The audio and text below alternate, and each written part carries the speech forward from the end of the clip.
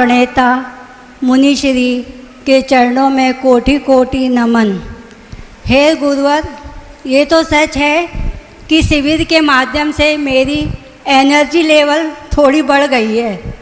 तो मेरा एक छोटा सा प्रश्न है महाराज जी कि विषम परिस्थिति में धीरज कैसे बनाए रखें।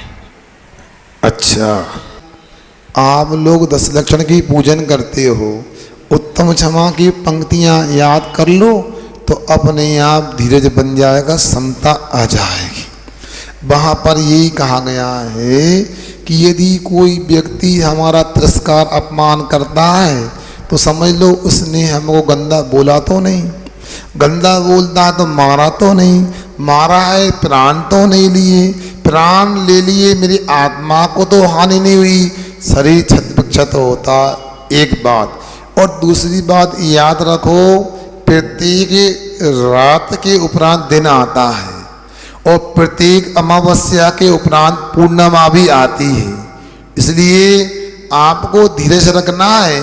किसी ने कहा है आस्था का दीप जलाए रखिए, सुबह होने को ही माहौल बनाए रखिए।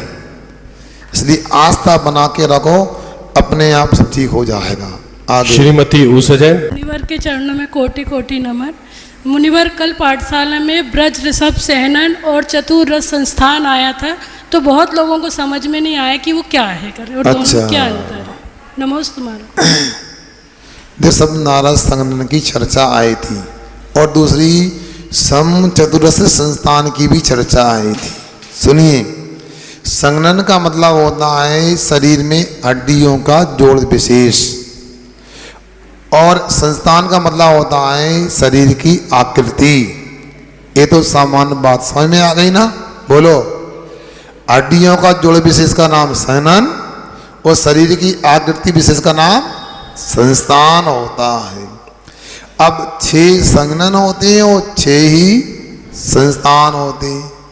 जो सबसे उत्तम प्रथम श्रेणी का संगठन होता है उसका नाम होता है वज्र वृषभ नारद संगठन। क्या?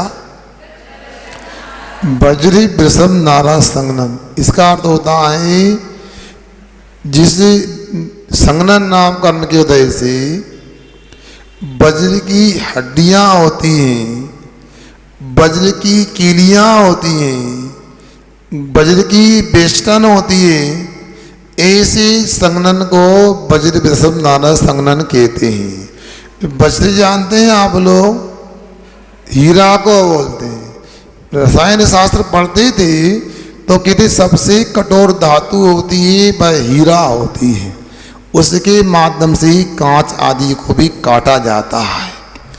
ऐसे हीरा के समान जिसकी हड्डियां हो, हड्डियों में कील वगैरह, कील जानते नहीं जानते आप? मतलब एक जोड़ होता है, ऐसे कब्जा है केबाड़ में लगा रहता, उसमें क्या होता है एक कील लगी रहती है कब्जा के बीच में, उससे वो यूं घूमता रहता है।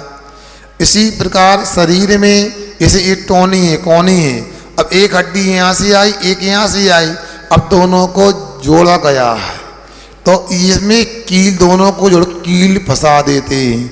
इसे खटिया आपने देखी होगी, उस खटिया के जो आड़े ठाड़े लकड़ियाँ होती हैं उनको पाए में फंसा करके बड़े क्या करता है कारपेंटर, बांस की कील बना के ठोक देता है, पक्का होता, हिलती नहीं है खटिया वो। अब समचतुर संस्थान क्या होता है? जिसके शरीर के सभी अवयव उचित अनुपात में होते हैं वो समचतुर संस्थान होता है।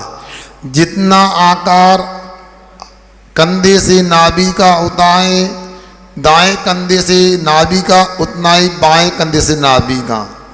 नाक से नाभि, नाक से कंधा नापेंगे या नाक से बाएं पैर का अंगूठा नापेंगे, दाएं पैर का अंगूठा बिल्कुल बराबर आएगा।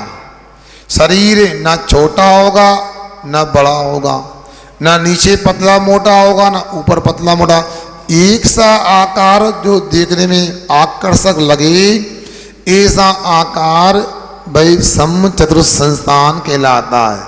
भगवान की प्रतिमाएं बनाई जाती हैं, उनका आकार समुचित संस्थान ही बनाया जाता है, ऐसा जानना चाहिए। बाकी के संस्थान संग्रहण को आप पुस्तक से समझ लें। कल से हम आपसे कहते पर्ची पहले दे दें, ये कल पूछना है तो आज बता, अन्यथा आप लोगों को कल हो सकता मौका ना